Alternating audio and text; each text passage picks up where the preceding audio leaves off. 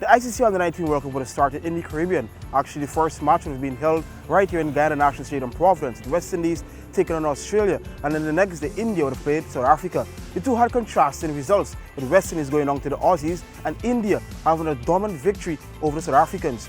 With me to discuss how this World Cup is going and the potential successor at this World Cup is Indian journalist Sandipan Banerjee.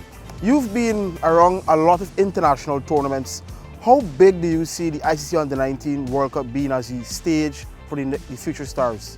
So yeah, it is growing. It is growing back home because of the televised game, you know. So all the India matches are being televised over there in back home. There is a fair bit of craze about this tournament. I was checking social media on the other day. People were waking up at night to watch the India games. So yeah, I mean, it is growing, and of course, people want to see the upcoming superstars, you know. We have seen that this from Under-19 World Cup in the previous editions, we have seen a lot of youngsters coming out. I mean, of course, biggest example is Virat Kohli and all.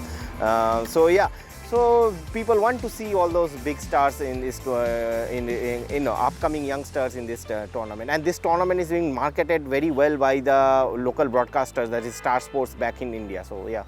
In terms of the West Indies team, just your early thoughts. I know they would have lost to the Aussies. Actually, as we speak, they're playing their second match against Scotland in St. Kitts. But what are your early thoughts about the West Indies team? Well, West Indies always have a very talented side. I was there in 2016 when West Indies won the Under-19 World Cup in Bangladesh. So yeah, West Indies, you cannot count West Indies out, you know. And prior to this tournament, they have a good preparation. They had some good matches, competitive games against South Africa. So I feel that West Indies will pick up, and today we are seeing this. The West Indies are doing really well, and today they are on the course of getting a dominant victory. So yeah, I think West Indies will definitely one of the semi-final contenders for me.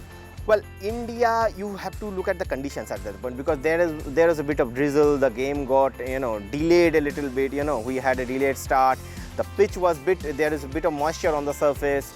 So yeah, overall it was difficult conditions to bat. I mean, you were there and you were seeing that how the ball was swinging and all. So, but India showed character. I feel that after losing those early wickets, the way just Dul and the left and the lower order stand out, and that is the biggest strength of this Indian team, because they bat deep. And then again, when the bowling was under pressure, because South Africa were doing well at one point, but then again the way spinners brought them back in the middle overs. So yeah, that is the depth of this Indian team, and that shows the quality of this Indian team. February 5th is this final. Who are your favorite? They're all being biased. I know you have India, obviously. Who are at least two favorite teams you're seeing thus far the early stages could be in that final? I would love to see an India-West Indies final, but Australia is looking good. Australia, they have a good play, and Australia have good spinners as well. We have seen that against West Indies. Yeah, I would, rather than predicting the finals, I would predict the 4 semi-finalists, and that is India, probably India, West Indies, Australia. And I would give an outside chance to England, because the way they beat Bangladesh in their opening game. So you would have heard it there from the Indian journalist. He's actually back in the West Indies to be a part of that top 4. Remember, the West Indies would have to win today, then they would have to obviously defeat Sri Lanka, because the top 2 sides would progress to the quarterfinals. So reporting for the newsroom, I'm Akeem Greene.